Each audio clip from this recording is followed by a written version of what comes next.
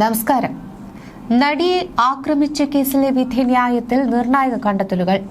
Quotation നൽകിയിരിക്കുന്നത് ഒരു സ്ത്രീയാണെന്ന ഒന്നാം പ്രതി പൾസർ സുനിയുടെ മൊഴിയിൽ പോലീസ് കാര്യമായി അന്വേഷണം നടത്തിയില്ലെന്നാണ് കോടതി രൂക്ഷമായി വിമർശിച്ചത്. സുനി പറഞ്ഞ മാഡം ആരാണെന്ന് കണ്ടെത്തുന്നതിൽ അന്വേഷണ സംഘത്തിന് ഗുരുതര വീഴ്ച സംഭവിച്ചുവെന്നും വിധിന്യായത്തിൽ കോടതി ചൂണ്ടിക്കാട്ടുന്നു. ആരാണ് സുനിയുടെ മൊഴിയിൽ പറഞ്ഞ മാഡം എന്നാണ് കോടതി ചോദിക്കുന്നത്. ഇത് സംബന്ധിച്ച് അന്വേഷണ സംഘത്തിന് വീഴ്ച സംഭവിച്ചുവെന്നാണ് വിധിന്യായത്തിൽ ചൂണ്ടിക്കാട്ടിയത്. കൊട്ടേഷൻ നൽകിയത് സ്ത്രീയാണെന്ന് ആക്രമിക്കപ്പെട്ട നടിയോട് പറഞ്ഞത് പൾസർ സുനിയാണ്. എന്നാൽ ആദ്യഘട്ട കുറ്റപത്രത്തിൽ അടക്കം ഇക്കാര്യം അന്വേഷണ സംഘം പരിശോധിച്ചില്ലെന്ന് കോടതി വിധിന്യായത്തിൽ വ്യക്തമാക്കുന്നു. കൃത്യത്തിന് തൊട്ടു മുൻപ് പൾസർ സുനി ഒരു സ്ത്രീയോടാണ് സംസാരിച്ചത്. എന്നാൽ ഈ വ്യക്തിയെക്കുറിച്ച് പോലീസ് കാര്യമായി പരിശോധിച്ചിട്ടില്ല. അവരെ സാക്ഷി പോലും ആക്കിയിട്ടില്ലെന്നും ഉത്തരവിലുണ്ട്. സുനിലുമായി ഏറെ അടുപ്പമുണ്ടായിരുന്ന വ്യക്തിയെന്ന് പറഞ്ഞ് പ്രോസിക്യൂഷൻ ഒഴിഞ്ഞു മാറുകയായിരുന്നുവെന്നും കോടതി ഉത്തരവിൽ പറയുന്നു. ഈ സ്ത്രീക്ക് കൃത്യത്തെക്കുറിച്ച് അറിവുണ്ടായിരുന്നോ എന്ന് പരിശോധിക്കേണ്ടതായിരുന്നു. അവരെ ചോദ്യം ചെയ്തോ എന്നതിൽ പോലും വ്യക്തതയില്ല. സ്ത്രീയുടെ കൊട്ടേഷൻ എന്ന് ആദ്യം പറഞ്ഞ സുനിൽ ദിലീപിന് എഴുതിയ കത്തിൽ അത് മാറ്റി പറഞ്ഞു. ഇക്കാരണം കൊണ്ടെങ്കിലും കൃത്യത്തിലെ സ്ത്രീ സാന്നിധ്യത്തെക്കുറിച്ച് വിശദമായ അന്വേഷണം നടത്തേണ്ടതായിരുന്നുവെന്നും കോടതി വിധിന്യായത്തിൽ പറഞ്ഞു. നടിയെ ആക്രമിച്ച കേസിൽ കുറ്റകൃത്യത്തിന്റെ ലക്ഷ്യം ആദ്യ കുറ്റപത്രത്തിൽ തന്നെ ഉണ്ടെന്നും നടിയുടെ നഗ്ന ദൃശ്യങ്ങൾ പകർത്തി പണം ആവശ്യപ്പെട്ട് ബ്ലാക്ക്മെയിൽ ചെയ്യുകയായിരുന്നുവെന്നും ലക്ഷ്യമെന്നാണ് വിധിന്യായത്തിൽ പറയുന്നത്. 6 പ്രതികളും ഈ ഒരു ലക്ഷ്യത്തോടെയാണ് കൃത്യത്തിൽ പങ്കെടുത്തതെന്നും ദിലീപിന്റെ കൊട്ടേഷനാണെന്ന് സ്ഥാപിക്കാൻ പ്രോസിക്യൂഷന് ആയില്ലെന്നും വിധിന്യായത്തിലുണ്ട്. ദിലീപിനെ പറ്റി നടിക്ക് ആദ്യഘട്ടത്തിൽ സംശയമോ പരാതിയോ ഉണ്ടായിരുന്നില്ലെന്നും വിധിന്യായത്തിൽ പറയുന്നു. ദിലീപിനെ ഭയന്നാണ് നടി ആദ്യഘട്ടത്തിൽ ഇക്കാര്യം പറയാതിരുന്നതെന്ന പ്രോസിക്യൂഷൻ വാദം നിലനിൽക്കില്ല. ഉന്നത പോലീസ് ഉദ്യോഗസ്ഥരടക്കം ഉൾപ്പെട്ട അന്വേഷണ സംഘത്തോട് അക്കാര്യം പറയാൻ ഭയപ്പെടേണ്ട കാര്യമില്ല. ആദ്യ കുറ്റപത്രം സമർപ്പിച്ചതിനു ശേഷമാണ് ദിലീപ് കേസിലേക്ക് വരുന്നതെന്നും വിധിന്യായത്തിൽ പറയുന്നു. നടിയെ ആക്രമിച്ച കേസിൽ ആദ്യത്തെ 6 പ്രതികൾക്കും 20 വർഷം കഠിന തടവും 1.5 ലക്ഷം രൂപയുമാണ് കോടതി വിധിച്ചത്.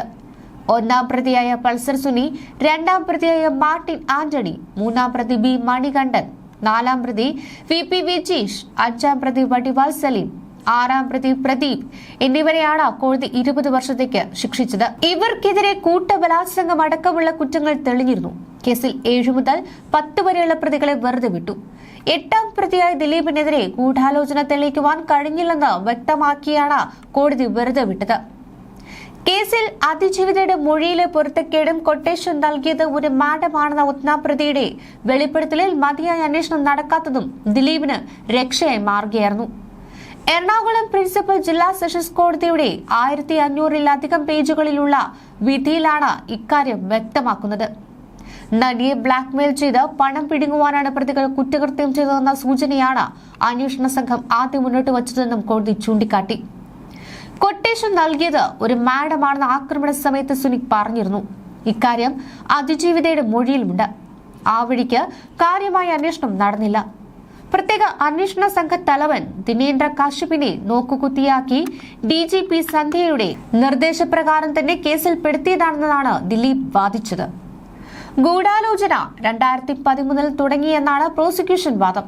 2017 ആക്രമണമുണ്ടായത്. സുനി മറ്റൊരു കേസിൽ ഒളിവിലായതുകൊണ്ടാണ് കൃത്യം വൈകിയതെന്ന് പോലീസ് പറഞ്ഞു. പക്ഷേ ഒളിവിലല്ലെന്നാണ് കോടതി കണ്ടെത്തിയത്. ഇക്കാലയളവിൽ പ്രതി കോടതിയിലും വീട്ടിലും എത്തിയിരുന്നു. നടൻ മുകേഷിന്റെ ഡ്രൈവറായും പ്രവർത്തിച്ചു. ഇതിനെക്കുറിച്ച് അന്വേഷിച്ചിട്ടില്ലെന്നാണ് പോലീസ് പിന്നീട് വിശദീകരിച്ചത്. ഇത് കോടതി വിശ്വാസത്തിലെടുത്തില്ല. പൾസർ സുനി പകർത്തിയ അപകീർത്തികരമായ ദൃശ്യങ്ങളിലുള്ളത് പ്രോസിക്യൂഷൻ ഉന്നയിച്ചതുപോലെ വിവാഹമോതിരമല്ലെന്നും അതിജീവിതയുടെ വിവാഹ നിശ്ചയം നടന്നത് കുറ്റകൃത്യത്തിനു ശേഷമാണെന്നും കോടതി കണ്ടെത്തി. ഗൂഢാലോചനയുമായി ദിലീപിന് ബന്ധമുണ്ടെന്ന് സ്ഥാപിക്കുവാൻ അതിജീവിതയെ തിരിച്ചറിയുന്നതിന് വിവാഹമോതിരം കൂടി ചിത്രീകരിക്കണമെന്ന് ദിലീപ് നിർദ്ദേശിച്ചതായാണ് പോലീസ് പറഞ്ഞത്. ആദ്യം സമർപ്പിച്ച കുറ്റപത്രത്തിൽ ഇതില്ല. പിന്നീട് മൊഴി നൽകാനെത്തിയപ്പോഴാണ് നടി മോതിരം അന്വേഷണ സംഘത്തിന് കൈമാറിയത്. മുൻപ് നൽകിയ മൊഴികളിലൊന്നും വിവാഹമോതിരത്തെക്കുറിച്ച് അതിജീവിത പറയാതിരുന്നത് എന്തുകൊണ്ട് എന്നതിന് വിശദീകരണമില്ല. ഇതോടെ ദിലീപും സുനിയും ഇക്കാര്യം പറഞ്ഞ് ഗൂഢാലോചന നടത്തിയെന്ന് തെളിയിക്കുന്നതിൽ പ്രോസിക്യൂഷൻ പരാജയപ്പെട്ടു. സിനിമാ ചിത്രീകരണവുമായി ബന്ധപ്പെട്ട് ഗോവയിലെത്തിയപ്പോൾ പൾസർ സുനി ആക്രമണത്തിന്റെ റിഹേഴ്സൽ നടത്തിയെന്ന് പ്രോസിക്യൂഷൻ വാദിച്ചു. സുനി ഓടിച്ച കാറിൽ പതിവായി സഞ്ചരിച്ചിരുന്ന അതിജീവിത അങ്ങനെ സംശയിച്ചതായി പറയുന്നില്ല. ഗോവയിൽ നിന്ന് മടങ്ങിയതിന് പിന്നാലെ പൾസർ സുനി ദിലീപിന്റെ ആലുവയിലെ വീടിന് സമീപം എത്തിയെന്ന സാക്ഷിമൊഴിയുമുണ്ട്. തീയതി വ്യക്തമാക്കാത്തതിനാൽ വിശ്വാസയോഗ്യമല്ല.